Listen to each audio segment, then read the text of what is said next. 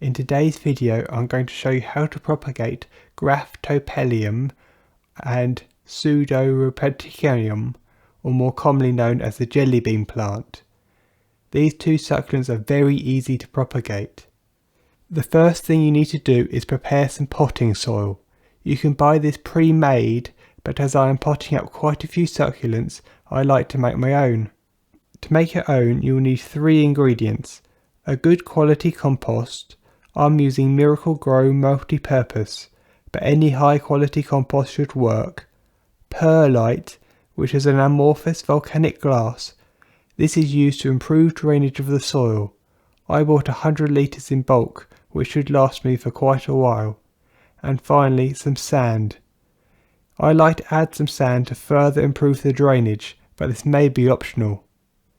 Perlite, while inert and non-toxic, can be very dusty and can be an irritant. To mitigate this, dampen the perlite with water before mixing or wear a mask. Mix the sand and the soil together, then add the perlite. I like to aim for about 50-50 mix of compost to perlite. This creates a very free draining soil that succulents prefer. Once you have finished mixing the succulent soil mix, we can move on to the next step. We'll focus on the Graptopetalum first. This part of Graptopetalum was overwhelming this aloe. I wanted to repot the aloe to have its own pot, so I'm going to split them up. Using a pair of secateurs, cut the stems of the Graptopetalum, leaving 2 to 3 leaves on the plant. You may find that some of the leaves have air rooted. This dramatically improves the chances of propagation. If your plants have long stems with leaves all the way down, you can cut them in half, effectively doubling the number of plants. If there are no leaves on the stem, this will not work, as they need at least 1 leaf in my experience.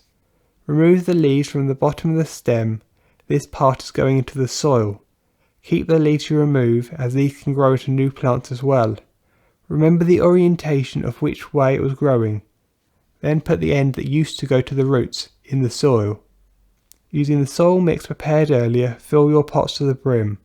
Remember, pots without holes kill plants. Say it with me, pots without holes kill plants. Insert the stem into the soil deep enough so the plant does not fall over, and compress the soil around it to secure it. For the leaves only, I have had success with both inserting the point that connect to the plant into the soil and laying them flat on the soil. I usually add 4 leaves to a pot. Remember the 2 to 3 leaves that were left on the plant in the pot. As I was repotting the aloe, I also took the rooted bases of the plants and added them to pots to propagate into even more plants. As I ran out of pots for this project, I laid the remaining leaves on a flat seed tray filled with my succulent soil mix to propagate. When these root, I will move them onto their own pots. Finally, give them a good water and place in a sunny but sheltered spot. I put mine in the greenhouse, but a sunny windowsill or conservatory would also work. I have noticed that the Graptopetalum turns pink for a while after living in the greenhouse. This is normal for my variation of the Graptopetalum. Yours may vary. They change colour based on light and temperature levels, and probably due to living in the greenhouse, which is cooler than the windowsill they were, has caused the change. For the Sedum Rubrotinctum, you can use the same method. I am moving some plants that have spread untidily. Using a pair of secateurs, cut the stems. These can be inserted into the soil in a similar way to the Graptopetalum. Additionally, the loose beans can be added to the pots to grow into new plants.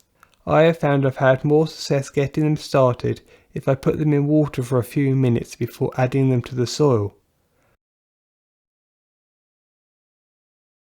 After between 1 to 2 months, the plants should have all rooted and can be moved on if needed.